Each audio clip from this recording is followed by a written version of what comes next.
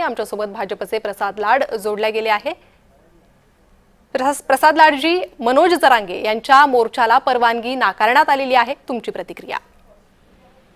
मुंबईमध्ये आणि महाराष्ट्रामध्ये ज्या पद्धतीमध्ये गणेशोत्सव साजरा केला जातो त्याचा मान आपण ठेवला पाहिजे अशी विनंती आम्ही त्याला केली होती। परंतु हट्टाचा पायी आणि कोणाच्या तरी बोलण्यावरती गणेशोत्सव काळात मुंबईत मोर्चा आणून मुंबईकरांच्या सणाला गालबोट लावण्याचा प्रयत्न मनोज जरांगे पाटलांकडून करत होता।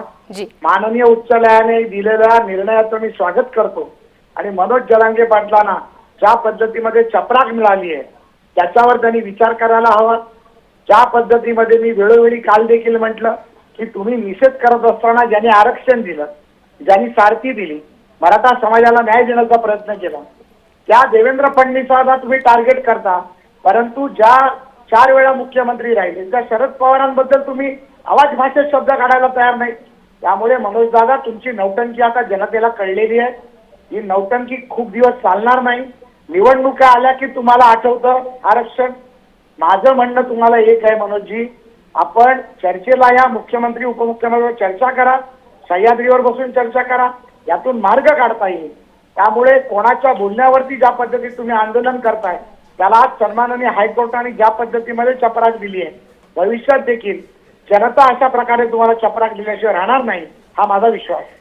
बरं प्रसाद लाडजी, मग चपराक म्हटलं गेलं किंवा गणेशोत्सवाचं कारण समोर करण्यात आलं तरी नवी मुंबईत मात्र या आंदोलनाला मुभा देण्यात आलेली आहे। त्यामुळे आता सुषमा अंधारेंनी हा प्रश्न उपस्थित केला की नवी मुंबईत मग गणेशोत्सव नाही का? सुषमा अंधारे काय बोलल्या, कोण बोलल्या त्याबद्दल मला काही बोलायचं नाहीये। सुषमा अंधारे देवधर्म किती पाळतात हे देखील आम्ही पाहिलेलं आहे। प्रभू रामाबद्दल ते काय बोलले ते आम्ही पाहिलंय, प्रभू कृष्णाबद्दल काय बोलले आम्ही पाहिलंय, त्यामुळे बाळासाहेबांबद्दल काय बोलले ते पाहिलंय।